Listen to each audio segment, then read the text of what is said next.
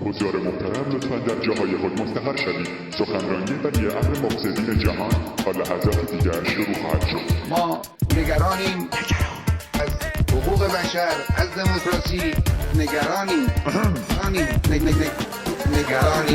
رئیس جمهور محترم و مسئولان اجرایی کشور را دعوت میکنم، توصیه میکنم به تجاوز بیشتر، ظلم و جور و تخریب خانه ها، دستگیر کردن گناهان، جدا کردن فرزندان از پدران و مادران، کشتار مردم مورد توجه باید قرار بگیرد.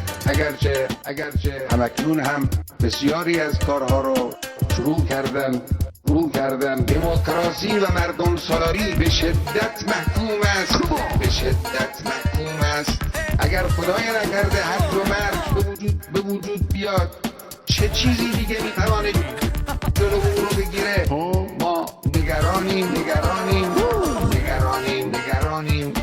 رئیس جمهور محترم فکر کنن عواقب وخیم و خطرناکی که ممکن است مترتب بر این وضعیت بشود بسنجن.